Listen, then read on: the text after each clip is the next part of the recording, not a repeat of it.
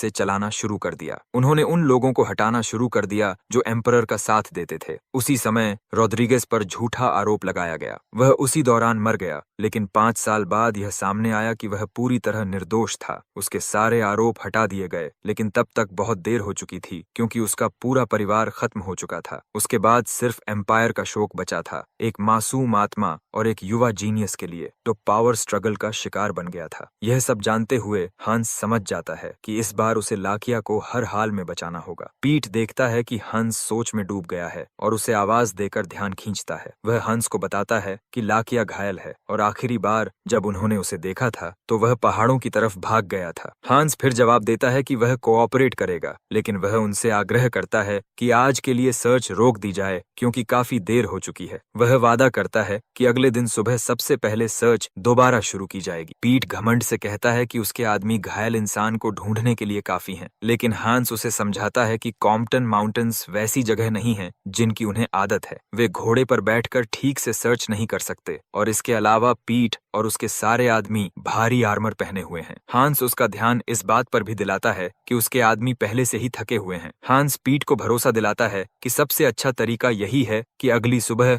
जल्दी सर्च शुरू की जाए। हांस को याद है कि उसके पिछले जीवन में भी कुछ ऐसा ही हुआ था जब हाउस कलिस्टा ने टाउन्स और फैमिली की मदद के लिए ट्रूप्स भेजे थे। कॉम्पटन माउंटेन्स पूरे किंगडम के सबसे रफ टेरेन्स में से एक हैं और हांस मानता है कि वह खुद भी लेयर सिर्फ अपने पास्ट नॉलेज और किस्मत की वजह से ही ढूंढ पाया था। मानता है कि पहाड़ों में एक घायल आदमी को एक दिन के अंदर ढूंढना बेहद मुश्किल है। पीट को सर्च टालने के लिए मना लेने के बाद हांस खुद लाकिया की तलाश में निकल पड़ता है। वह अपने मैजिक का इस्तेमाल करके पूरे इलाके का एक वाइड स्कैन करता है। काफी मेहनत के बाद वह आखिरकार लाकिया को लोकेट कर लेता है। हांस वहां पहुंचता है जहां लाकिया पड़ा होता है और उसे घायल व बेहोश पाता है। उसकी चोटें बहुत गंभीर होती हैं और चूंकि हांस के पास अभी हीलिंग एबिलिटीज नहीं है तो वह सिर्फ स्प्रिंग आफ्टरनून आर्टिफैक्ट का इस्तेमाल कर सकता है। भले ही रिंग का असर कमजोर हो, लेकिन हांस जानता है कि कुछ न करने से बेहतर यही है। वह रिंग लाकिया की उंगली में पहनाता है और वह तुरंत काम करना शुरू कर देती है। फिर हांस फेदरिंग स्पेल का इस्तेमाल करता है ताकि लाकिया हल्का हो जाए और वह उसे उठाकर घोड़े पर बैठा सके।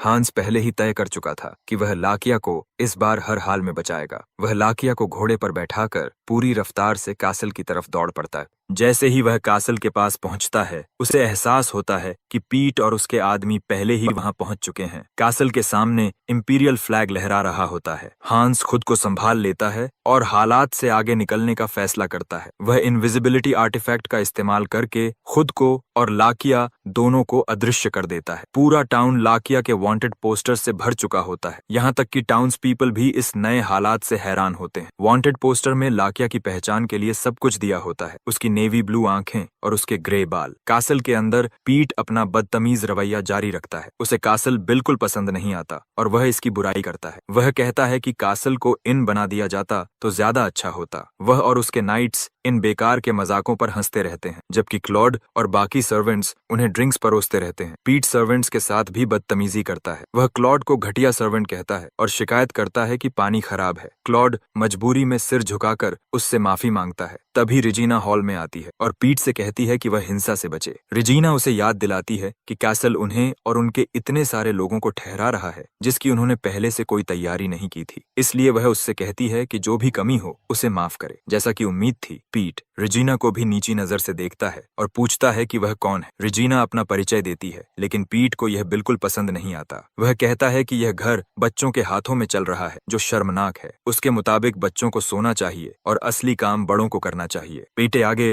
रिजीना को थ्रोन के लिए डिसग्रेस कह देता है, जिससे रिजीना को गुस्सा आ जाता है। रिजीना उसे याद दिलाती है कि वह इस जमीन की रिप्रेजेंटेटिव है और उसे सम्मान मिलना चाहिए। पीट को उम्मीद नहीं थी कि रिजीना भी उसे उसी तरह चैलेंज करेगी जैसे हांस ने किया था। वह पलटते हुए कहता है कि कलिस्टा फैमिली में एरोगेंस खून में है। इस वक्त रिजीना पूरी तरह फ्रस्ट्रेट हो चुकी होती है और उसका एक हिस्सा चाहता है कि उसका भाई जल्दी से सामने आ जाए। इसी बीच हांस बिना किसी को बताए अपने कमरे तक पहुंच चुका होता है, सब कुछ आर्टिफैक्ट की ताकत की वजह से। वह असल में पीट और रिजीना की बहस के वक्त उनके पास से ही गुजर चुका था। हांस मन ही मन वादा करता है कि जैसे ही वह लाकिया को सुरक्षित कर लेगा वह सब कुछ संभाल लेगा। मौजूदा हालात देखकर हांस समझ जाता है कि मामला अब काफी मुश्किल हो चुका है। लाकिया के वांटेड पोस्टर्स हर जगह लगे हुए हैं और उसके पास भागने की कोई जगह नहीं है। हांस ने यह भी नहीं सोचा था कि कासल नाइट्स से भरा होगा। लाकिया की हालत बहुत गंभीर है और उसे तुरंत मेडिकल अटेंशन की जरूरत है। हांस को डर लगने लगता है कि कहीं लाकिया इसी हालत में मर न जाए। तभी मेलीन कमरे में सफाई करने के लिए आती है। उसे नहीं लगा था कि कमरे में कोई होगा, इसलिए उसने नॉक नहीं किया, लेकिन हांस को अंदर देखकर वह चौंक जाती है। वह जल्दी से माफी मांगती है और बताती है कि उसे पता नहीं था कि लॉर्ड अंदर हैं। हांस बुरा नहीं मानता, बल्कि धीरे से उसे चुप रहने को कहता है। चूंकि मेलीन सही समय पर आ गई है, हंस इसे अपने फायदे के लिए इस्तेमाल करने का फैसला करता है। वह मेलीन से कहता है कि चुपचाप अलमन को कमरे में ले आए, बिना किसी को बताए। कुछ ही देर में अलमन कमरे में पहुंच जाता है। वह भी हांस को कासल में देखकर हैरान हो जाता है, क्योंकि सबको लगा था कि वह अभी भी टूर पर है। अलमन हांस से कहता है कि उसे लॉबी में जाना चाहिए क्योंकि उसकी जरूरत है, लेकिन हंस बात टाल देता है और कहता है कि उसे पहले उन्हें कुछ दिखाना है। वह दोनों को अपने बिस्तर की तरफ ले जाता है, जहां घायल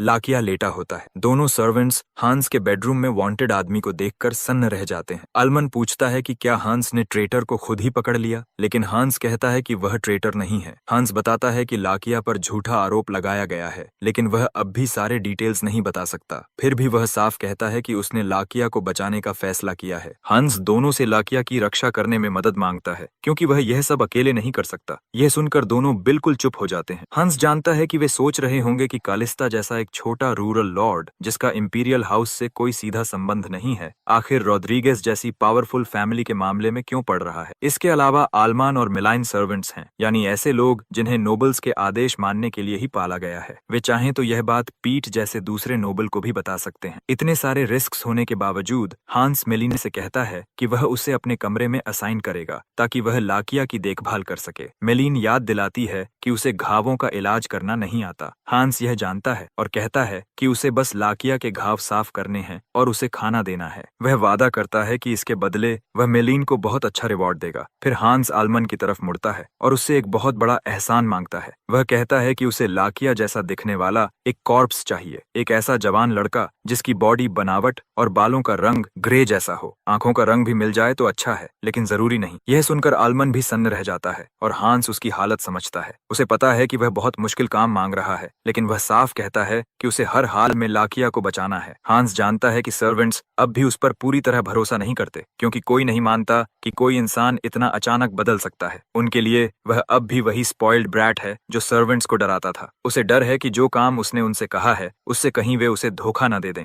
लेकिन हांस के पास और कोई रास्ता नहीं है। उसे बस यही उम्मीद करनी होगी कि वे मान लें कि वह सच में बदल चुका है। हांस आलमन से कहता है कि फिलहाल उन्हें बस उस पर भरोसा करना होगा। आखिरकार आलमन चुप्पी तोड़ता है। वह कहता है कि नोबल्स के बीच भी रैंक्स होते हैं, इंपीरियल डिक्री सबसे ऊपर होती है, लेकिन इसके बावजूद वह मानता है कि वह सिर्फ एक ही इंसान की सेवा करता है और वह है काउंट कालिस्ता। यह सुनकर हांस पूरी तरह हिल जाता है, क्योंकि उसे एहसास होता है कि अलमन उसकी फैमिली के प्रति कितनी गहरी वफादारी रखता है। अलमन फिर हांस से पूछता है कि क्या उस पर कोई बाहरी दबाव या जबरदस्ती तो नहीं है। वह जानना चाहता है कि क्या लाकिया को बचाने का फैसला सच में हंस का अपना है। हंस समझ जाता है कि अलमन ऐसा क्यों पूछ रहा है, क्योंकि फ्लिन भी यही कहता था कि उसकी उम्र का लड़का आसानी से दूसरों के बहकावे में आ सकता है। अलमान आगे कहता है कि जब तक उसे यह पक्का नहीं हो जाता कि कोई एक्सटर्नल इंटरफेरेंस नहीं है, वह हांस की बात मानने का फैसला नहीं कर सकता। अलमान की इस लॉयल्टी को देखकर हांस को और भी ज्यादा नफरत होती है उस पुराने एड्रियन से, जिसने ऐसे इंसान को दूर धकेल दिया था। आखिरकार हांस अलमान को जवाब देता है और भरोसा दिलाता है कि यह फैसला पूरी तरह उसका अपना है। वह जोड़ता है कि यह फैसला न सिर्फ कलिस्टा लैंड के लिए बल्कि वहां रहने वाले लोगों के लिए भी फायदेमंद होगा। जैसे ही आलमन को पुष्टि मिल जाती है, वह काउंट के सामने सिर झुकाता है और बताता है कि वह मांगे गए कॉप्स का इंतजाम कर देगा। आलमन के पीछे पीछे मेलिन भी पूरी कोशिश करने की कसम खाती है। हांस को खुशी होती है कि वह दोनों को मदद के लिए मना पाया। कुछ ही देर बाद नाइट्स ओवेन के कमरे की तलाशी लेने की कोशिश करते हैं, लेकिन रेजिना दरवाजे पर खड़ी होकर उन्हें रोक लेती है। वह कहती है कि यह कमरा उसकी माँ का है और उन्हें वापस जाने को कहती है। अच्छी बात यह होती है कि हांस भी सही समय पर वहां पहुंच जाता है। वह सख्त लहजे में पूछता है कि सोल्जर्स काउंटेस के बेडरूम में तलवार लेकर क्यों घुस रहे हैं, खासकर जब वह बीमार है। सोल्जर कहता है कि उसने सुना है कलिस्टा फैमिली कोऑपरेट कर रही है। हांस मान लेता है, लेकिन याद दिलाता है कि उन्होंने सर्च की अनुमति कभी नहीं दी। हांस के मुताबिक लॉजिंग देना और ट्रेटर को ढूंढने के लिए ट्रूप्स देना ही कोऑपरेशन है। वह सोल्जर से पूछता है कि क्या डिक्री में कहीं लिखा है कि उन्हें कासल की तलाशी लेनी है। अपनी हार समझकर सोल्जर को पीछे हटना पड़ता है। रेजिना अपने भाई को देखकर राहत महसूस करती है और पूछती है कि ट्रेटर घूम रहा है तो क्या वह ठीक है। हांस उसे भरोसा दिलाता है कि वह ठीक है और देर से आने के लिए माफी मांगता है। वह पीट को संभालने के लिए रेजिना की तारीफ भी करता है। यह सुनकर रेजिना चौंक जाती है क्योंकि हांस तो उस वक्त वहां था ही नहीं। हांस को एहसास होता है कि वह फिसल गया है, लेकिन वह जल्दी से बात बदल देता है और कहता है कि उन्हें अंदर जाकर माँ को देखना चाहिए। माँ के कमरे में ओवेन बच्चों को सावधान रहने को कहती है क्योंकि ट्रेटर उनकी जमीन में घूम रहा है। वह यह भी कहती है कि वे इंपीरियल नाइट से कोऑपरेट करें ताकि किसी तरह की परेशानी न हो। उसे नहीं पता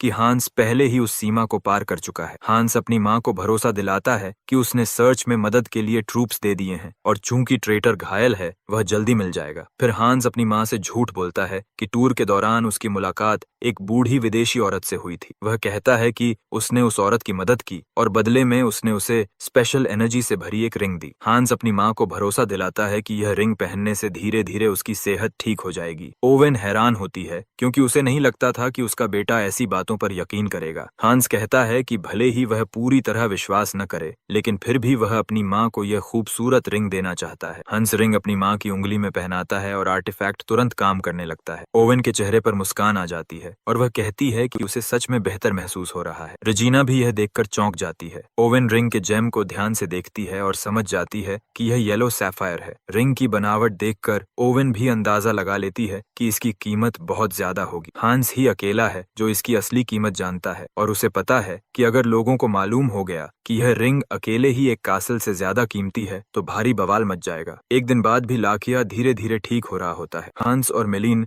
बारी बारी से कमरे की रखवाली कर रहे होते हैं। दिन में मेलिन लाकिया का ध्यान रखती है और रात में हांस। पिछले जीवन में हांस खुद सर्वेंट रहा है, इसलिए रात जागना उसके लिए नई बात नहीं है, लेकिन अब उसे कम थकान महसूस होती है जो ड्रैगन हार्ट की वजह से है। फिर भी हांस को अपनी चिंता नहीं है बल्कि लाकिया की है। उसे नहीं पता कि लाकिया का घाव ऐसे ही छोड़ देने से ठीक होगा या नहीं। उसने खून और पस साफ कर दिया है लेकिन जख्म बहुत गहरा है। तभी दरवाजे पर 5 बार नॉक होती। हांस बताता है कि उसने और मिलाइन ने एक ट्रिक बनाई है। उनमें से कोई भी आएगा तो 5 बार नॉक करेगा ताकि उन्हें यकीन हो जाए कि वही है, क्योंकि वे किसी और सर्वेंट को सच्चाई पता चलने का रिस्क नहीं ले सकते। मिलाइन कमरे में मेडिसिनल हर्ब्स लेकर आती है। हांस यह देखकर हैरान हो जाता है और मिलीन बताती है कि लाकिया का बाहरी घाव बहुत गंभीर है, इसलिए वह ऐसे हर्ब्स लाई है जो डिसइंफेक्शन और रिकवरी के लिए अच्छे होते हैं। हांस और भी हैरान होता है और पूछता है कि उसे हर्ब्स की जानकारी कैसे है। मिलीन बताती है कि उसका पिता हर्बलिस्ट था और जब वह काम करता था तो वह अक्सर उसे देखती थी। तब हांस को याद आता है कि मिलीन ने पहले भी बताया था कि उसने हर्बल टी बनाना सीखा है। हांस को लगता था कि मिलीन सिर्फ टी बना सकती है, लेकिन उसे नहीं पता था कि वह हर्ब्स भी संभाल सकती है। मिलीन हर्ब्स को पीसती है, उन्हें लाकिया के घावों पर लगाती है और फिर पट्टी बांध देती है। हांस खुश होता है कि उसके पास मिलीन जैसी लड़की है जो असल में एक हीलर है। मिलीन जोश से जो कुछ भी कर रही होती है उसे देखकर हांस को उम्मीद रहती है कि लाकिया ठीक हो जाएगा। यह सिलसिला कई दिनों तक चलता रहता है, लेकिन लाकिया के होश में आने का कोई संकेत नहीं मिलता। अब पूरे 5 दिन हो चुके होते हैं, लेकिन लाकिया अब भी बेहोश ही रहता है। उस दिन बाद में मिलीन कमरे में आती है और जैसे ही अंदर कदम रखती है वह चौंक जाती है क्योंकि लाकिया वहां कहीं दिखाई नहीं देता। वह घबराकर तुरंत हांस को ढूंढने के लिए भागती है और उसे पता भी नहीं होता कि लाकिया होश में आ चुका है और एक कुर्सी के पीछे छिपा हुआ है। छिपे हुए ही लाकिया बाहर मौजूद ट्रूप्स की आवाज सुनता है जो एक बहुत अहम घोषणा कर रहे होते हैं। वे कह रहे होते हैं कि उन्हें पहाड़ों में लाकिया की लाश मिल गई है। यह सुनकर लाकिया को जबरदस्त झटका लगता है, लेकिन उसे नहीं पता कि हांस पहले से ही उसी कमरे में मौजूद है। अपने इनविजिबिलिटी आर्टिफैक्ट की वजह से हांस बिना लाकिया को पता चले उसके पास पहुंच जाता है। हांस लाकिया का नाम लेकर अपनी मौजूदगी का ऐलान करता है और हैरानी जताता है कि वह पहले ही होश में आ चुका है। असल में हांस को पहले से ही पता था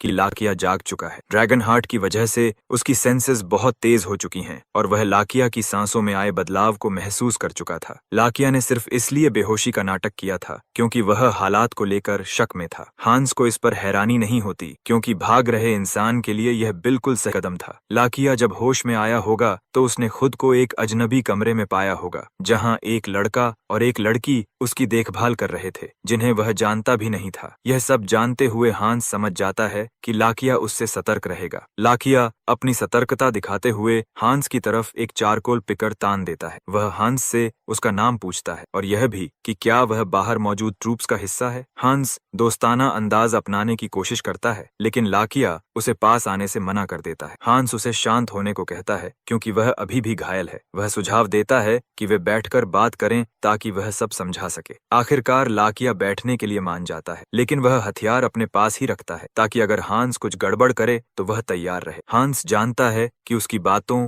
और उसके रवैये पर ही सब कुछ निर्भर करेगा, ताकि लाकिया को यकीन दिला सके कि वह दुश्मन नहीं है। हांस आखिरकार लाकिया को पूरी कहानी बताता है और यह सब सुनने के बाद लाकिया का पहला सवाल लाश को लेकर होता है। उसे हैरानी होती है कि जो लाश सोल्जर्स को मिली वह हांस द्वारा तैयार की गई नकली थी। हांस पुष्टि करता है कि उसने लाश को लाकिया जैसा बना दिया था। उसने उस लाश को लाकिया के कपड़े पहनाए थे और उसकी सिग्नेट रिंग भी उसी पर डाल दी थी। हांस इसके लिए लाकिया से माफी भी मांगता है कि उसने उसकी चीजें बिना पूछे इस्तेमाल की। लाकिया हांस को याद दिलाता है कि पीट उसका चेहरा जानता है, यानी वह नकली लाश से धोखा नहीं खाएगा। हांस इस बात को मानता है, इसी वजह से उसने सब कुछ बहुत ध्यान से किया था। चूंकि अगस्त का महीना है और बारिश हो रही है, हंस ने लाश को स्वैम्प में छोड़ दिया ताकि वह अपने आप सड़ जाए। नाइट्स पहले से ही जंगल की खोज से थके हुए थे और पीट को जानते हुए वह भी जल्दी से मामला निपटाना चाहता था। इसी वजह से हांस पीट और सोल्जर्स को धोखा देने में कामयाब हो गया। हांस फिर लाकिया से कहता है कि वह 5 साल तक छिपकर रहे, क्योंकि तब तक उसका नाम साफ हो जाएगा। वह सुझाव देता है कि लाकिया इसी टेरिटोरी में 5 साल तक रहे। यह सुनकर लाकिया डिफेंसिव हो जाता है और पूछता है कि हंस को कैसे पता कि उस पर झूठा आरोप लगाया गया था। उसे शक होता है कि हंस इस सब में किसी तरह शामिल है, लेकिन हंस कहता है कि वह अब भी अपनी जानकारी का खुलासा नहीं कर सकता। लाकिया यह भी पूछता है कि 5 साल बाद क्या होगा, लेकिन हंस फिर भी कुछ बताने से मना कर देता है। वह सिर्फ लाकिया से भरोसा करने की गुजारिश करता है, लेकिन लाकिया इसके लिए तैयार नहीं होता। लाकिया कहता है कि वह हंस की मदद के लिए आभारी है, लेकिन वह अपनी जिंदगी किसी ऐसे इंसान के भरोसे नहीं छोड़ सकता जो जरूरी बातें बताने से इनकार कर रहा हो। हंस समझ जाता है कि लाकिया ऐसा क्यों सोच रहा है। उसे सबने धोखा दिया था और उसे ट्रेटर बना दिया गया था। हंस जानता है कि अब लाकिया को हर इंसान दुश्मन ही लगेगा, इसलिए उसे हालात को बहुत समझदारी से संभालना होगा। तभी हंस एक इल्यूजन स्पेल का इस्तेमाल करता है और लाकिया के बालों और आंखों का रंग बदल देता है। यह देखकर लाकिया पूरी तरह चौंक जाता है और उसे यह नामुमकिन लगता है।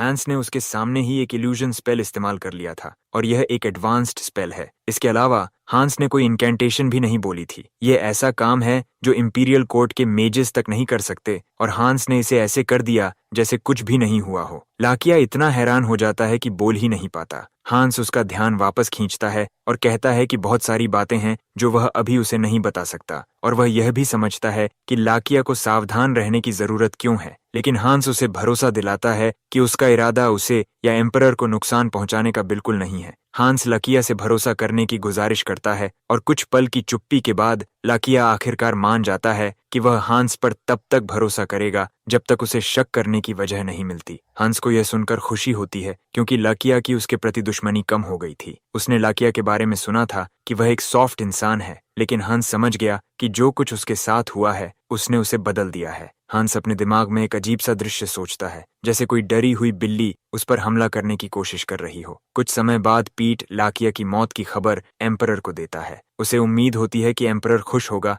लेकिन एम्परर का चेहरा बिल्कुल शांत रहता है। पीट एम्परर को याद दिलाता है कि लाकिया ने उसे और उसके परिवार को जड़ देकर मारने की योजना बनाई थी। पीट को संतुष्ट करने के लिए एम्परर दिखावे की खुशी जताता है। जब पीट चला जाता है तो एम्परर टूट जाता है। वह सिर पकड़कर बैठ जाता है और सोचता है कि काश सब कुछ अलग होता। उसी दुख के पल में एम्परर खुद से वादा करता है कि वह लाकिया की इज्जत एक दिन जरूर वापस लाएगा। कलिस्टा में वापस लाकिया धीरे धीरे अपनी नई जिंदगी में ढल रहा होता है। हांस उसे सबके सामने अपना नया गार्ड बताता है। जब हांस स्टडी में मीटिंग बुलाता है तो लाकिया भी वहां मौजूद होता है। रेजिना भी वहां होती है, लेकिन वह लाकिया को लेकर सतर्क रहती है। वह अल्मन से पूछती है कि क्या लाकिया ठीक है और अल्मन उसे भरोसा दिलाता है कि लाकिया बिल्कुल नॉर्मल है। अल्मन झूठ बोलता है कि हांस ने लाकिया को टूर के दौरान पाया था। फिर अल्मन रेजिना से पूछता है कि क्या कोई बात उसे परेशान कर रही है। रेजिना कहती है कि असल में कुछ नहीं, लेकिन जिस तरह लाकिया खुद को कैरी करता है उससे उसे लगता है कि वह कोई नोबल है। यही बात उसे परेशान करती है। उसे समझ नहीं आता कि नोबल जैसा दिखने वाला इंसान कलिस्टा जैसी दूर दराज जगह पर गार्ड क्यों बनेगा। इसके बाद वे लाकिया की बात छोड़कर यह सोचने लगते हैं कि हंस ने उन्हें स्टडी में क्यों बुलाया है,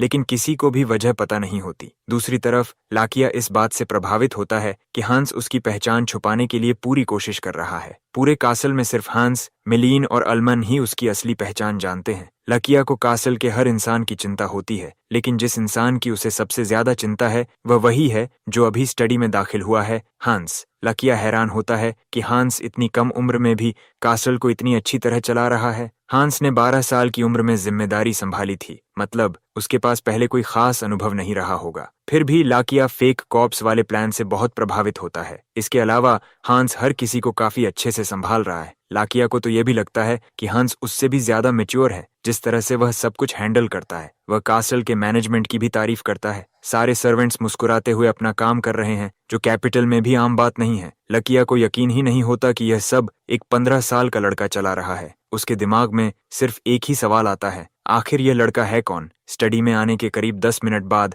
हांस बोर्ड पर कुछ ऐसा लिख देता है जिसे देखकर सब चौंक जाते हैं। हंस अपनी इंटेंशन बताता है कि वह एक बैंक खोलना चाहता है। ये सुनते ही लकिया चिल्ला पड़ता है और कहता है कि बैंक खोलने के लिए बहुत बड़ा रिस्क लेना पड़ता है। वह यह भी चेतावनी देता है कि बहुत सारे लोग बैंक खोलने की कोशिश में दिवालिया हो चुके हैं, लेकिन हांस शांत रहते हुए कहता है कि उसे पता है कि ज्यादातर लोग क्यों फेल हुए। हांस समझाना शुरू करता है कि बैंक सिर्फ जमीन या कैपिटल इकट्ठा करने का नाम नहीं है, असली मुश्किल एक कॉम्पिटेंट टीम बनाना है। हैंस बताता है कि बैंक बनाने के लिए ऐसे लोग चाहिए जो एसेट्स संभाल सकें और इन्वेस्टमेंट्स का सही आकलन कर सकें। उन्हें अकाउंटेंट्स चाहिए और ऐसे लोग भी जो वैल्यूएबल्स की सुरक्षा कर सकें। हांस मानता है कि कलिस्टा के पास ऐसे काबिल लोगों को रिक्रूट करने का कोई तरीका नहीं है, क्योंकि उनके पास कोई खास कनेक्शंस नहीं है। इसी वजह से हंस अपना प्लान बताता है कि वह टेरिटरी में ही एक एकेडमी शुरू करेगा, जहां वे अपने ही लोगों को ट्रेन कर सकें। हंस हर चीज को 2 ट्रैक्स में बांटने की योजना बनाता है, अकाउंटिंग ट्रैक और सिक्योरिटी ट्रैक। ये सब समझाते हुए लकिया को एहसास होता है कि हंस ने हर पॉसिबल आउटकम के बारे में गहराई से सोचा है।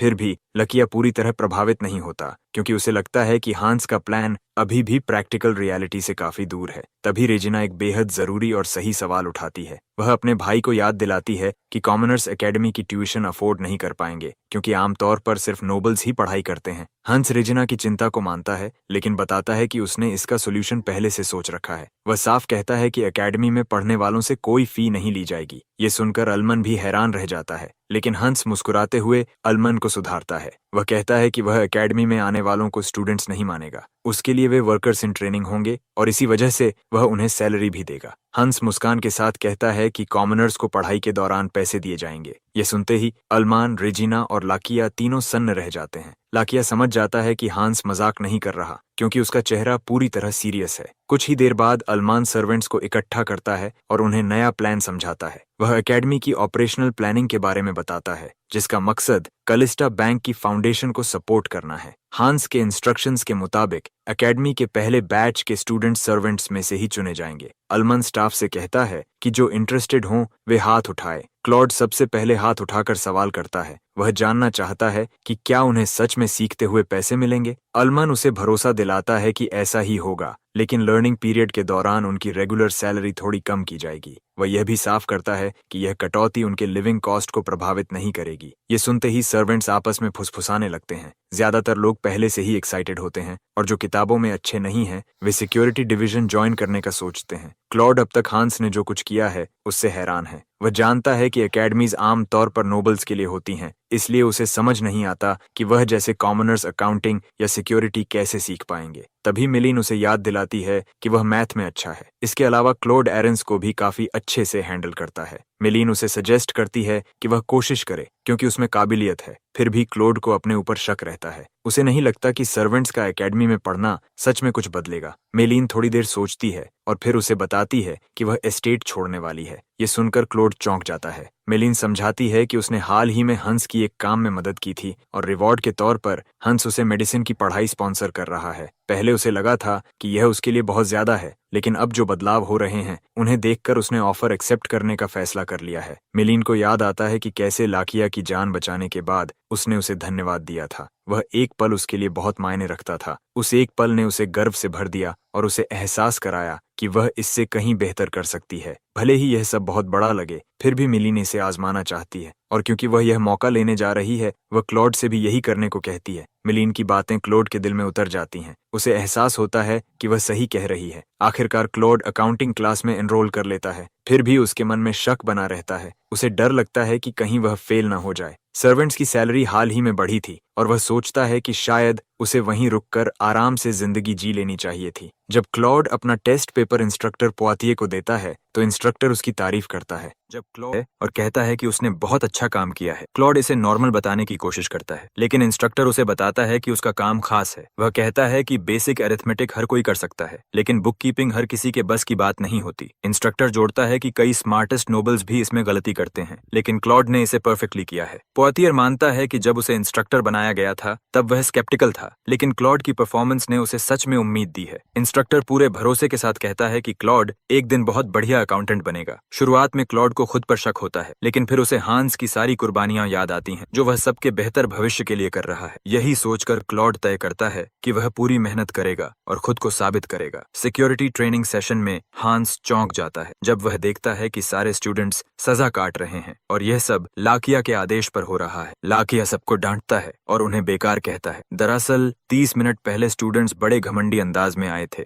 वे लाकिया से बदतमीजी से बात कर रहे थे जब तक लाकिया ने उन्हें सबक नहीं सिखाया और बुरी तरह पीटा नहीं। अब जब उसने अपनी ताकत दिखा दी है तो स्टूडेंट्स के पास लाकिया की बात मानने के अलावा कोई विकल्प नहीं बचा। लाकिया इससे भी खुश नहीं होता और हांस से कहता है कि अकाउंटिंग डिवीजन ठीक है, लेकिन सिक्योरिटी डिवीजन गुंडों से भरी हुई है। उसके हिसाब से ऐसे लो लाइफ्स को सिखाना उसके समय और ताकत की बर्बादी है। यह देखकर कि लाकिया बिल्कुल मोटिवेट नहीं है, हांस उसे खींचकर एक प्राइवेट जगह ले जाता है ताकि बात कर सके। हंस लाकिया से कहता है कि उसे उसकी काबिलियत पता है और यह भी कि उसने एम्परर को खुद तलवार चलाना सिखाया था। लाकिया जवाब देता है कि वह सिर्फ इसलिए कर पाया क्योंकि एम्परर खुद सीखना चाहता था। फिर लाकिया हंस से पूछता है कि क्या वह राजा की तुलना कॉमनर्स से कर रहा है, लेकिन हंस मना कर देता है। हंस कहता है कि वह यह उदाहरण सिर्फ यह बताने के लिए दे रहा है कि लाकिया कितना अच्छा टीचर है। हंस आगे जोड़ता है कि कलिस्टा के पास कोई प्रॉपर नाइट ऑर्डर नहीं है और ओजवाल्ड ही अकेला नाइट बचा है, लेकिन वह इंस्ट्रक्टर बनने के लिए बहुत बूढ़ा है। फिर हंस एक बहुत बड़ी बात कहता है। वह कहता है कि राजा और कॉमनर में कोई फर्क नहीं है। इंसान तो इंसान ही होते हैं, चाहे नोबल हो या नहीं। आखिर में फर्क सिर्फ इतना होता है कि किसी की पोटेंशियल को कोई पहचान लेता है और उसे आगे बढ़ने में मदद करता है। मौजूदा हालात में हांस को लगता है कि इस काम के लिए लाकिया सबसे सही इंसान है। यह बात लाकिया को अंदर तक छू जाती है। उसे एहसास होता है कि हांस में उससे कहीं ज्यादा कन्विक्शन है जितना उसने सोचा था। लाकिया कहता है कि उसे ज्यादा समय और रिसोर्सेज चाहिए होंगे, लेकिन हंस उसे भरोसा दिलाता है कि वह हर तरह से सहयोग करेगा। लाकिया यह भी नोटिस करता है कि अब हंस उससे बात करते हुए काफी कंफर्टेबल हो गया है। जब वे पहली बार मिले थे तब हंस ऐसा नहीं था, लेकिन अब उसकी नर्वसनेस खत्म हो चुकी है।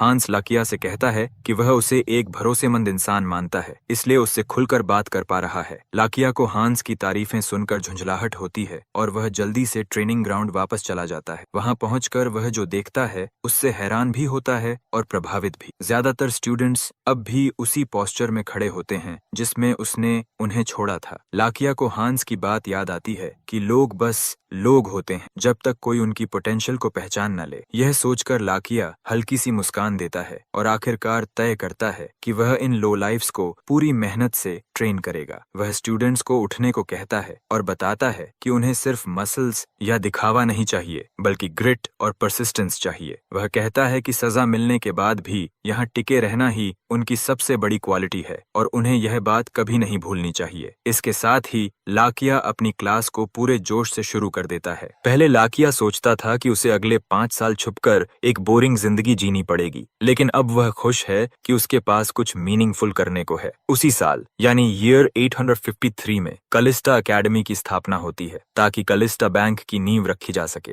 अकेडमी को 2 हिस्सों में बांटा जाता है, अकाउंटिंग और सिक्योरिटी, एंड इसमें दाखिला सिर्फ इस इलाके के कॉमनर्स को मिलता है। और फिर देखते ही देखते 3 साल बीत जाते हैं। 3 साल बाद हंस की माँ की हालत अब काफी बेहतर हो चुकी है, सब कुछ आर्टिफैक्ट की वजह से। वह अपने कमरे से बाहर निकलती है, जो उसने बहुत समय से नहीं किया था। रिजीना को उसकी चिंता होती है, लेकिन ओवेन उसे भरोसा दिलाती है कि वह ठीक है। उसे प्रकृति की खुशबू बहुत याद आ रही थी, इसलिए वह बाहर आई है। खुश होकर ओवेन रिजीना से कहती है कि वह उसके साथ टहलने चले। इन 3 सालों में इलाके में बहुत कुछ बदल चुका होता है। ओवेन की सेहत लौट आई है और बाकी बहुत से बदलाव भी आ चुके हैं। उधर कहीं और टैक्स कलेक्टर्स एक औरत के घर पहुंचते हैं और उससे बहुत बड़ी रकम टैक्स के नाम पर मांगते हैं। वह औरत पूरी तरह घबरा जाती है क्योंकि उसके पास इतना बड़ा टैक्स चुकाने का कोई तरीका नहीं होता। बेबस औरत और टैक्स कलेक्टर्स के बीच बहस चल ही रही होती है कि तभी उसका बेटा घर से बाहर आता है। हैरानी की बात यह होती है कि वह बेटा क्लॉड होता है और उसे अकाउंटिंग और टैक्सेस की पूरी जानकारी होती है। है। 3 सालों से पढ़ रहा है और अब वह एक सर्वेंट की तरह नहीं बल्कि फॉर्मल कपड़ों में रहता है। वह बेझिझक करप्ट टैक्स कलेक्टर्स को रिवाइज टैक्स रेट याद दिलाता है। दोनों अधिकारी बहस करने की कोशिश करते हैं, लेकिन जल्दी ही उन्हें समझ आ जाता है कि क्लॉड को सच में सब पता है। लो इनकम सिटीजन्स के लिए एक स्पेशल लो टैक्स रेट होता है और क्योंकि उसकी माँ इसी कैटेगरी में आती है, क्लॉड इसी आधार पर टैक्स कलेक्टर्स को रोक देता है। अधिकारियों के पास पीछे हटने के अलावा कोई रास्ता नहीं बचता और क्लॉड उन्हें चेतावनी देता है कि अगर उसने फिर कभी उनके बारे में कोई भी गलत रिपोर्ट सुनी तो वह उनके खिलाफ फॉर्मल कंप्लेंट दर्ज करेगा। दोनों टैक्स कलेक्टर्स डर के मारे मुर्गियों की तरह भाग जाते हैं और क्लॉड की बात मान लेते हैं। उनके जाने के बाद क्लॉड अफसोस जताता है कि इलाके में अब भी ऐसे बैड एग्स मौजूद हैं। उसकी माँ को उसकी चिंता होती है, लेकिन क्लॉड उसे भरोसा दिलाता है कि वह ठीक है। बूढ़ी औरत नहीं चाहती कि क्लॉड अधिकारियों से उलझे क्योंकि उसे डर है कि वे बदला ले सकते हैं, लेकिन क्लॉड अपनी माँ को समझाता है कि हांस है जो किसी भी परेशानी से उन्हें बचा लेगा। इधर कासल के अंदर एक नई मेड हांस के कमरे का दरवाजा खटखटाती है, लेकिन अंदर से कोई जवाब नहीं आता। वह कई बार नॉक करती है, तभी एक पुरानी मेड वहां आ जाती है। वह जूनियर मेड को दरवाजे पर लगा हुआ एक्स साइन दिखाती है। वह उसे बताती है कि जब भी यह साइन लगा हो तो किसी को भी हांस को डिस्टर्ब करने की इजाजत नहीं है। यह सुनकर नई मेड हैरान हो जाती है और पूछती है कि क्या हांस अंदर कुछ खास कर रहा है, लेकिन पुरानी मेड को भी नहीं पता कि कमरे के अंदर क्या हो रहा होता है। वह यह भी जोड़ती है कि जब एक्स साइन लगा होता है तब लाकिया को भी अंदर जाने की इजाजत नहीं होती। उन्हें नहीं पता कि जब भी हांस यह साइन लगाता है वह लेयर में चला जाता है ट्रेनिंग करने के लिए। वहां वह लेवल अप करता है और सिफ्रेड से मिलता है, जिससे उसने पिछले 3 सालों से बात नहीं की थी। ड्रैगन हांस की अब तक की प्रोग्रेस देखकर बहुत इंप्रेस्ड होता है। असल में हांस अब 6th सर्कल तक पहुंच चुका होता है, जो बेहद बड़ी बात है क्योंकि इंपीरियल कोर्ट का मेज भी सिर्फ 5th सर्कल तक ही पहुंच पाया है। साइफ्रेड नोटिस करता है कि हांस अब ड्रैगन हार्ट के साथ पूरी तरह मर्ज कर चुका है, यानी अब वह लार्ज स्केल मैजिक इस्तेमाल करने में सक्षम है। ड्रैगन हांस के सिर पर हाथ रखकर उसकी तारीफ करता है कि उसने सिर्फ 3 सालों में इतनी ग्रोथ कर ली पाए थे। सिफ्रेड फिर हांस से पूछता है कि क्या वह कोई डिसाइपल्स ट्रेन कर रहा है, लेकिन हांस को समझ नहीं आता कि ड्रैगन क्या कहना चाहता है। सिफ्रेड समझाता है कि सारे महान मेजेस के पास हमेशा डिसाइपल्स होते हैं और चूंकि उसका मकसद दुनिया में मैजिक को जिंदा रखना है, इसलिए वह चाहता है कि हांस भी डिसाइपल्स बनाए। हालांकि वह यह भी कहता है कि हांस पर कोई जोर नहीं है क्योंकि पावर अब पूरी तरह हांस की है और वह उसका जैसा चाहे इस्तेमाल कर सकता है। पिछले 3 सालों में हांस ने लेयर के कई नए हिस्से अनलॉक किए हैं जो ट्रेजर्स और दूसरी चीजों से भरे हुए हैं। भले ही वहां बहुत सारा खजाना है और हांस उन्हें बेचकर अमीर बन सकता था, लेकिन उसे इसमें कोई दिलचस्पी नहीं है क्योंकि यह सफ्रिड की लेगेसी नहीं है। हांस फिर सिफ्रेड को अपने बैंक वाले प्लान के बारे में बताता है। सिफ्रेड पहले इसे लोन शार्क समझ लेता है, लेकिन हांस उसे समझाता है कि यह बिल्कुल अलग चीज है। हांस फिर सिफ्रेड को भरोसा दिलाता है कि जब बैंक सफल हो जाएगा और उसके पास पर्याप्त फंड्स आ जाएंगे तो वह एक मैजिक एकेडमी खोलेगा ताकि सफ्रिड की लेगेसी आगे बढ़ाई जा सके। हंस यह भी कहता है कि आजकल के मेजेस बस दिखावे के लिए हैं। असल में कोई भी सीरियस होकर मेज बनने की कोशिश नहीं करता। ज्यादातर लोग अपनी पूरी जिंदगी में 1st या 2nd सर्कल से आगे नहीं बढ़ पाते। मैजिक अब पढ़ाई जाने वाली चीज नहीं रही बल्कि एक बीती हुई कला बन चुकी है। लेकिन अब जब सिफ्रेड की शक्ति हांस के शरीर में है तो वह मैजिक को फिर से जिंदा करना चाहता है। वह चाहता है कि उसके दर्जनों डिसाइपल्स हों जो आने वाली पीढ़ियों तक मैजिक को आगे बढ़ाएं। सिफ्रेड हांस के इस प्लान से खुश हो जाता है और उसे आगे बढ़ने के लिए प्रोत्साहित करता है। इसके बाद हांस लेयर से बाहर निकलता है और मैजिक की मदद से हवा में उड़ता है। ऊपर से पूरे टेरिटरी को नीचे देख पाता है। वह खुश होता है कि पिछले 3 सालों से सब कुछ इतनी अच्छी तरह चल रहा है। बैंक खोलने की प्रिपरेशंस भी सही डायरेक्शन में आगे बढ़ रही हैं। तभी हांस को याद आता है कि लाकिया ने उसे नाइट्स के लिए प्लेट आर्मर और लॉन्ग सोर्ड्स देने की बात कही थी। क्योंकि नाइट्स इंसानों से लड़ेंगे इसलिए उन्हें भी प्रोटेक्शन चाहिए। हंस को लाकिया की बात सही लगती है, लेकिन कलिस्ता एक अंडर डेवलप्ड इलाका था और वहां कोई बड़ा खतरा नहीं था, इसलिए अब तक हथियारों और आर्मर पर ज्यादा ध्यान नहीं दिया गया था। मगर अब हालात बदल चुके हैं और हांस जानता है कि उन्हें पहले से ही वॉर की तैयारी करनी होगी। इसी सोच के साथ हांस पहाड़ों को स्कैन करने लगता है ताकि आयरन ओर मिल सके जो उनके अगले प्लान के लिए काम आए। वह एरिया को स्कैन कर ही रहा होता है कि अचानक उसे दूर एक गोल्डन ऑरा दिखाई देती है। हांस ने पहले कभी ऐसा कुछ नहीं देखा था और यह उसकी क्यूरियोसिटी बढ़ा देता है। वह उस दिशा में बढ़ता है यह देखने के लिए कि आखिर यह क्या है। वहां उसे एक घायल बिल्ली जैसी क्रीचर जमीन पर बेसहारा पड़ी मिलती है। हांस अपनी मैजिक से से उस क्रीचर को हील करता है। वह उसे उठाकर देखता है और फिर उसे घर ले जाने का फैसला करता है। यह फैसला बहुत बड़ा साबित होता है क्योंकि वही कैट लाइक क्रीचर बाद में हंस के कमरे में एक इंसान में बदल जाती है। उस रात जब हंस बिल्ली को लेकर आया था, उसने देखा कि वह और कमजोर होती जा रही है, इसलिए उसने उसे लेयर में ले जाने का फैसला किया ताकि हीलिंग मैजिक सर्कल का इस्तेमाल कर सके। उसने लाकिया के मामले में मैजिक सर्कल का इस्तेमाल नहीं किया था क्योंकि वह लेयर का राज किसी को बताना नहीं चाहता था, लेकिन इस फिलाइन क्रीचर के लिए वह ऐसा कर सकता था और फिर उसे छोड़ देता। वह बिल्ली को मैजिक सर्कल में रखता है और वह पूरी तरह हील हो जाती है। हांस को उम्मीद थी कि 10 मिनट में बिल्ली उठ जाएगी, लेकिन उसकी हैरानी के लिए वह अगले 3 घंटे तक बेहोश ही रहती है। हांस के पास कोई और रास्ता नहीं बचता, इसलिए वह बिल्ली को घर ले आता है, यह सोचकर कि जब वह जागेगी तो उसे छोड़ देगा। उसे यह भी पता था कि उसे यह सब बहुत सुबह करना होगा क्योंकि वह और लाकिया, जो अब उसका गार्ड नाइट बन चुका है, हमेशा साथ में ब्रेकफास्ट करते हैं। हांस बिल्ली को अपने बिस्तर पर सुला देता है ताकि वह आराम से सो सके। अगली सुबह हांस जोर से चीखते हुए जागता है और यह आवाज सुनकर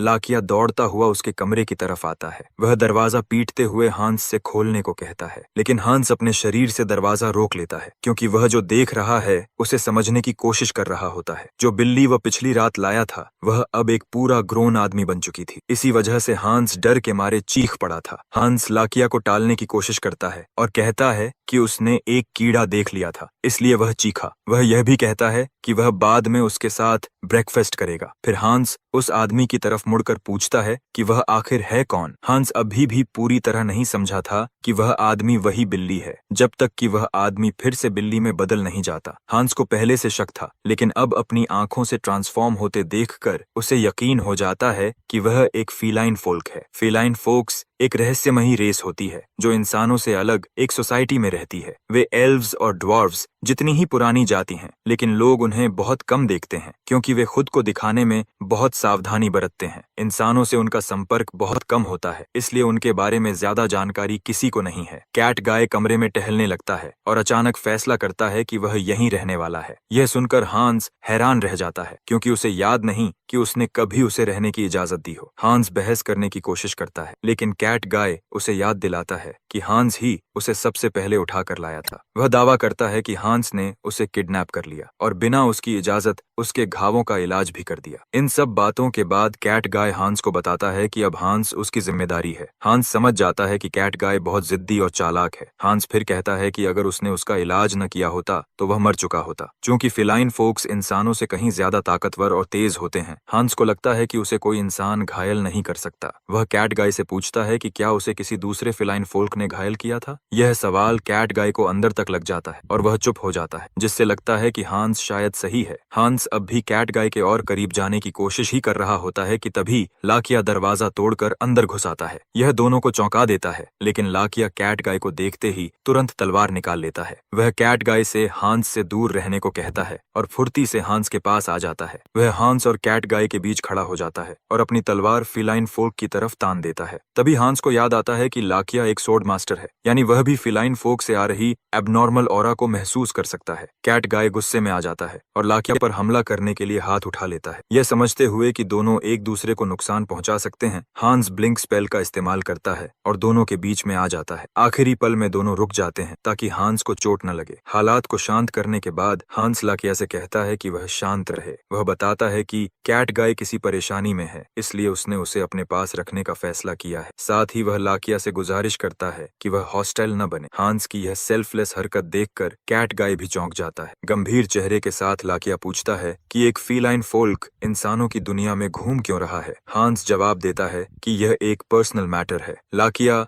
गुस्से में हांस की तरफ उंगली करके याद दिलाता है कि वह उसका गार्ड नाइट है। वह हांस को डांटता है कि उसने बिना सोचे समझे एक अजनबी को अपने बेडरूम में ले आया। इसके अलावा हांस ने उसकी तलवार के सामने कूदकर अपनी जान भी जोखिम में डाल दी। हांस जवाब देता है कि उसे पूरा यकीन था कि दोनों में से कोई भी उसे नुकसान नहीं पहुंचाएगा, इसीलिए उसने ऐसा किया। हांस की यह बात सुनकर कैट गाय फिर से चौंक जाता है। लाकिया रैंट करता रहता है कि फिलाइन फोक्स कितने खतरनाक होते हैं। तभी कैट गाय बीच में टोक देता है। वह अपना नाम बताता है कि उसका नाम आसा है। हांस को उसका नाम जानकर खुशी होती है। वह आसा और लाकिया से कहता है कि वे अपने डिफरेंसेस भूलकर हाथ मिलाएं। दोनों ऐसा करते हैं और इस तरह हांस को कॉम्पटन माउंटेन्स में दो नए साथी मिल जाते हैं। हांस अभी आसा से उसके पास्ट के बारे में पूछने के लिए तैयार नहीं है, लेकिन उसे यकीन है कि एक दिन आसा खुद सब बता देगा। वह किसी ऐसे इंसान पर दबाव नहीं डालना चाहता जो अभी अभी मौत के करीब से लौटा हो, लेकिन उसे आशा और लाकिया के बीच के रिश्ते की चिंता रहती है। इसके बाद तीनों साथ रहने लगते हैं, लेकिन आशा अक्सर लाकिया को परेशान करता रहता है। कभी अचानक उससे स्नैक्स मांग लेता है। लाकिया को बिल्कुल पसंद नहीं कि कैट गाय बस खाता पीता और सोता रहता है बिना किसी काम के, लेकिन हांस फिर भी आशा को लाड प्यार करता रहता है, जिससे लाकिया और भी चिढ़ जाता है। कुछ समय बाद हांस दोनों को बताता है कि अब सब कुछ तैयार है और वह कलिस्टा बैंक खोलने वाला है। उत्साह के साथ वह बताता है कि पहला कलिस्टा बैंक कैपिटल में खुलेगा। अगर फाइनेंसेस की बात करें तो किंगडम का सबसे अमीर इंसान न एम्परर है और न ही कोई ड्यूक। असल में सबसे अमीर इंसान है बैरोनेट डोमिनिक सलिवन। डोमिनिक ही वह इंसान था जिसने एम्पायर का पहला बैंकिंग बिजनेस शुरू किया था और तब से वह फाइनेंशियल वर्ल्ड पर राज कर रहा है। उसके बाद कई नोबल्स ने बैंकिंग सेक्टर में आने की कोशिश की, लेकिन सब असफल रहे। कोई भी डोमिनिक की मोनोपोली को तोड़ नहीं पाया। अपने घर में डोमिनिक अपने असिस्टेंट से रिपोर्ट सुन रहा होता है। बड़ा सा सिगार पीते हुए डोमिनिक उसे कहता है कि सबसे जरूरी बात पहले बताए। उसे बताया जाता है कि ड्यूक मकार्थी ने उसे समन किया है और यह इंपीरियल प्रोटोकॉल से जुड़ा मामला है। यह जानते हुए कि यह रॉयल समन्स है, डोमिनिक कहता है कि उसे जाना ही पड़ेगा और असिस्टेंट से दोपहर के लिए मीटिंग शेड्यूल करने को कहता है। इसके बाद उसे बताया जाता है कि काउंट चेनोविथ ने प्रपोज डील पर विचार करने के लिए एक और महीने का समय मांगा है। आखिर में डोमिनिक को बताया जाता है कि कैपिटल में एक नया बैंक खुला है। यह बैंक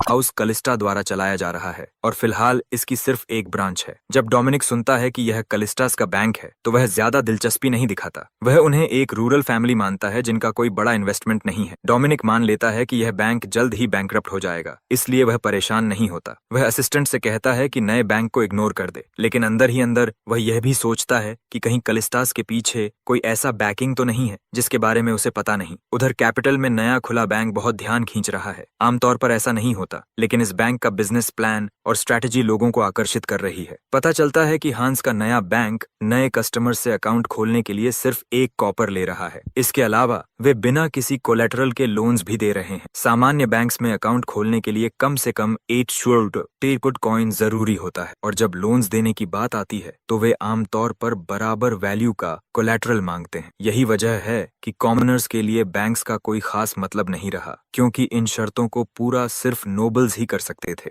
लेकिन कलिस्टा बैंक में ऐसा नहीं है। कलिस्टा बैंक में नए कस्टमर्स को सबसे पहले यह सलाह दी जाती है कि वे अपनी सेविंग्स कैसे करें। बैंक टेलर्स उनसे उनकी मंथली इनकम पूछते हैं और उसी के आधार पर उनके लिए एक सेविंग्स प्लान तैयार करते हैं। लोन्स देने के मामले में भी बैंक पहले कस्टमर की इनकम और क्रेडिट रेटिंग देखता है। वे ऐसे लोन्स देते हैं जिन्हें ग्राहक अपनी इनकम के हिसाब से आराम से चुका सके। यहाँ तक कि जो बूढ़े लोग पढ़ना लिखना नहीं जानते उन्हें भी पीछे नहीं छोड़ा जाता। बैंक अटेंडेंट्स हर कस्टमर की जरूरत के हिसाब से उनकी मदद करते हैं। कैलिस्टा बैंक गरीब कॉमनर्स को भी बैंकिंग सिस्टम का हिस्सा बनने का मौका देता है, भले ही उनके पास कोई फाइनेंशियल बैकिंग न हो। बैंक यह भी देखता है कि कस्टमर अकाउंट क्यों खोल रहा है और भविष्य में क्या करना चाहता है। इसी आधार पर उन्हें सही सलाह दी जाती है। एक औरत बैंक में बहुत शक के साथ आती है, लेकिन जब उसका अकाउंट बिना किसी परेशानी के खुल जाता है तो वह पूरी तरह हैरान रह जाती है। इसके बाद एक और चौंकाने वाली बात होती है। अकाउंट खोलने के बाद उस औरत को एक रैफल टिकट दिया जाता है। बैंक के पहले महीने में अकाउंट खोलने वाले हर व्यक्ति को ऐसा टिकट मिलेगा। औरत से कहा जाता है कि वह टिकट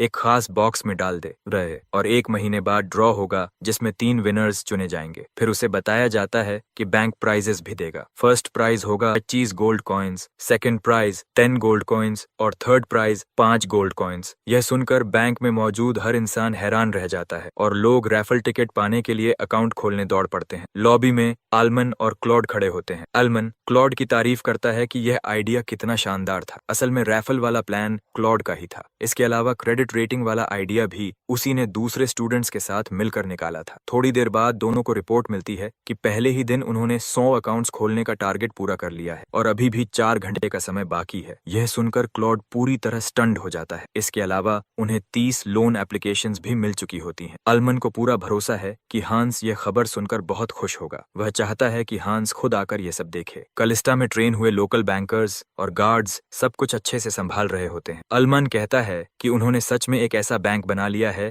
जिसे हर कोई इस्तेमाल कर सकता है और यही हांस का शुरू से सपना था। कुछ ही समय बाद यह रिपोर्ट कलिस्टा में हांस तक पहुंचती है। वह खुश हो जाता है यह जानकर कि अल्मन और क्लॉड कैपिटल में अच्छा काम कर रहे हैं। अपनी माँ और बहन के साथ ड्रिंक्स लेते हुए वह बताता है कि बैंक ने अपना टारगेट पूरा कर लिया है और सब कुछ स्मूथली चल रहा है। हैंस बहुत इम्प्रेस्ड होता है और फैसला करता है कि वह अपने सारे वर्कर्स को बड़ा बोनस देगा। रेजिना यह सुनकर खुश होती है, लेकिन फिर भी उसे यकीन नहीं होता कि उसका भाई अब एक बैंक मैनेजर बन चुका है। तभी हांस अपनी बहन से पूछता है कि क्या वह भी कोई बिजनेस ट्राई करना चाहती है। हांस को याद है कि रेजिना ने कभी मैनेजमेंट सीखा था। वह उससे पूछता है कि क्या उसने कभी सोचा है कि वह अपनी स्किल्स कहाँ इस्तेमाल करना चाहती है। हांस अपनी बहन को भरोसा दिलाता है कि वह जिस भी बिजनेस को चुनेगी वह उसकी पूरी मदद करेगा। रेजिना कहती है कि उसके दिमाग में कुछ नहीं आ रहा। उसे नहीं लगता कि वह हांस जितनी टैलेंटेड है। इसके अलावा उसे कलिस्ता में खुद को कुछ खास करते हुए भी नहीं दिखता। तब हांस एक सुझाव देता है। वह चाहता है कि वे कैपिटल चलें। हांस यह बात लाकिया और कैट गाय को भी बताता है। लाकिया यह सुनकर चौंक जाता है, लेकिन वह कैपिटल जाने के लिए तैयार है। पिछले 3 सालों से लाकिया हांस का गार्ड नाइट रहा है और उसने अपनी ड्यूटी पूरी ईमानदारी से निभाई है। अभी उसके नाम के साफ होने में 2 साल बाकी हैं, इसलिए हांस को लाकिया के कैपिटल जाने की चिंता है, लेकिन फिर भी वह उम्मीद करता है कि सब ठीक रहेगा। तभी हांस कैट गाय की तरफ मुड़ता है, उससे पूछने के लिए कि क्या वह भी जाना चाहता है, लेकिन उससे पहले ही कैट गाय खुशी से उछलकर हांस पर कूद पड़ता है।